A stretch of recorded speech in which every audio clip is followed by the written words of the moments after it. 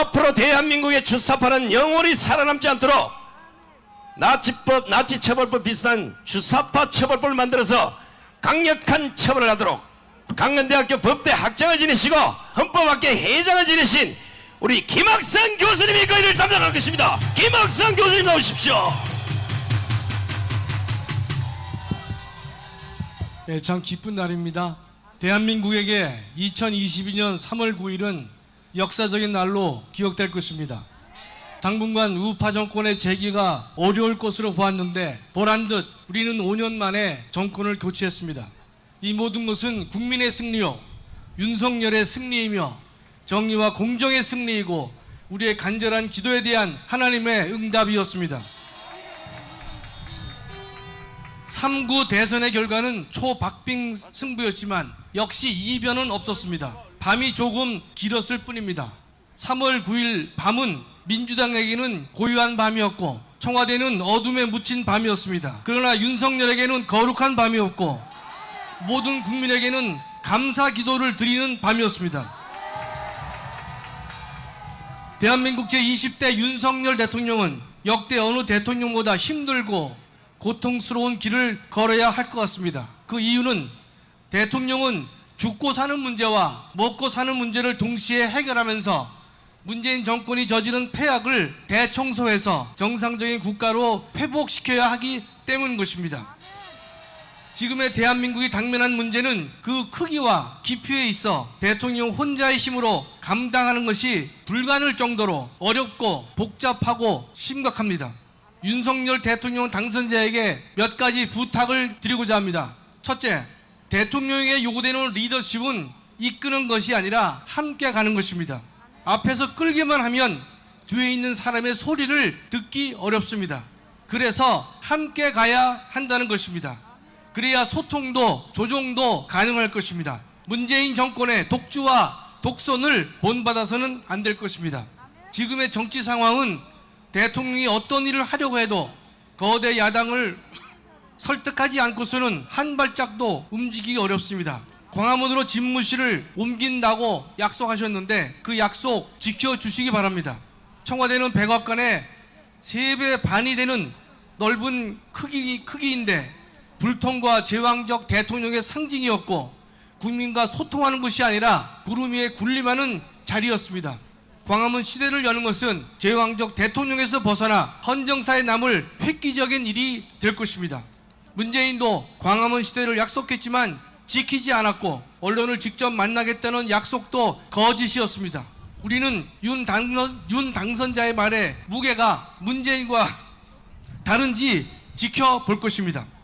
둘째, 대한민국은 죽고 사는 문제에 직면해 있습니다. 외교와 안보는 지난 5년간 골병이 들었습니다. 한미동맹은 형식적 동맹으로 전락했고 한일 관계는 역대 최악으로 추락해 있습니다. 한중 관계는 산불 약속 등으로 군사 외교 주권을 중국에 내줄 정도로 저자세로 일관했습니다. 모두 제자리로 돌려놔야 할 것입니다. 이러한 안보 외교의 골병은 문 정권의 북한 김정은에 대한 환상에서 비롯된 것입니다. 문 정권의 이러한 태도로 돌아온 건 더 커진 북핵과 미사일 위협뿐입니다. 윤 당선자께서는 대한민국 국민의 죽고 사는 문제를 잘 해결해 주시기 바랍니다. 세 번째, 지금 대다수 국민에게 필요한 것은 먹고 사는 문제의 해결입니다. 무엇보다 경제 살리기에 모든 노력을 기울여야 할 것입니다. 그동안 역대 정부는 청년 실업이나 출산율 문제를 해결하기 위해 밑빠진 독에 물 붓듯 천문학적 예산을 투입하였지만 해결은커녕 더욱 심각한 사회 문제가 되고 있습니다. 문 정권은 청와대 일자리 현황판을 만들어 일자리 대통령이 되겠다고 했지만 아르바이트 일자리가 전부였습니다. 청년 실업 해결에 획기적 진전이 이루어졌으면 합니다. 코로나로 힘든 자영업자의 삶을 지켜주고 일자리가 없어 헤매는 청년들에게 희망을 주며 부동산 가격 안정을 통해 국민의 안정된 주거를 마련해 주시기 바랍니다.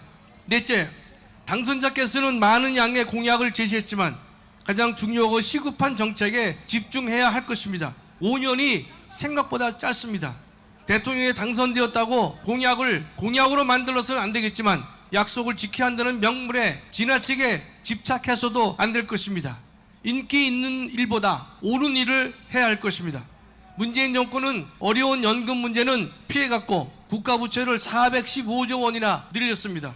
1948년 정부 수립 후 문정권 전까지 역대 정부가 진 빚이 모두 600조임을 감안하면 415조는 방만한 빚 늘리기 그 자체였습니다. 415조원은 나라 경제의 구조와 기본틀을 고칠 수 있는 엄청난 예산이지만 어디로 갔는지 큰 적도 없습니다. 문정권에서는 나라엔 절실하지만 인기 없는 개혁은 하나도 이루어지지 못했습니다. 다섯째, 갈라질 대로 갈라진 나라를 통합해 주시기 바랍니다. 이번 대선에서 보여준 근소한 차는 우리 사회의 분열을 극명하게 보여주고 있습니다. 문정권은 국민의 편을 가르는 방식으로 정치를 해왔습니다. 윤 당선인이 기댈 언덕은 정권 교체를 열망한 국민의 지지밖에 없을 것입니다. 어떤 경우든 참모 뒤에 숨지 말기 바랍니다. 공은 부하에게 돌리고 책임은 본인이 지는 대통령이 되시기 바랍니다.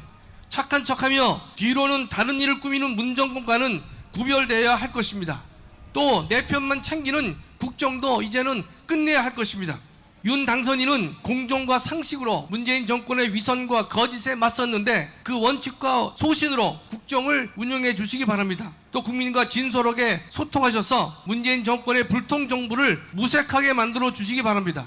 앞으로 있어야 할 국사범에 대한 법적 처리는 문재인식의 보복적 적폐 청산도 아니고 거짓 춘풍 추상도 아닌 정의와 공정과 상식이 무엇인지를 보여주는 시스템에 의한 법 집행이 되어야 할 것입니다. 여섯째, 역대 대통령들은 너나 할 것 없이 남북 정상회담을 희망하면서 무슨 수건 사업처럼 여겼습니다. 이제는 남북 정상회담 집착증에서 확실히 졸업해야 할 것입니다.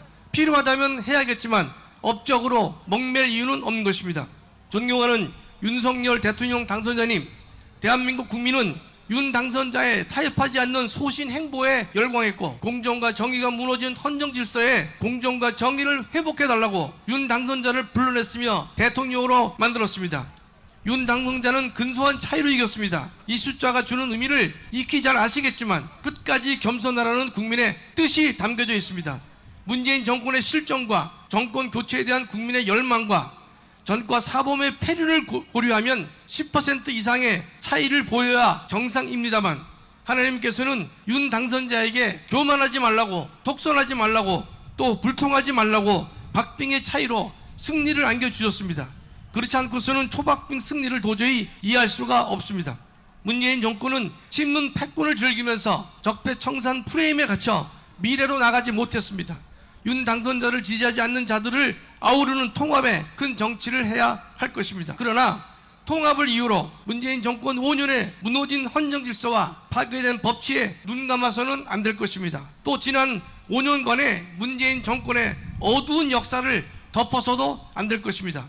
왠지 소통이 쉬울 것만 같아 보이는 순수하고 푸근하며 가식 없어 보이는 좋은 인상대로 5년 후 뒷모습이 아름다운 대통령이 되시길 간절히 소망합니다. 또 미모의 김건희 여사의 K-패션이 전 세계로부터 주목받게 되기를 기대합니다.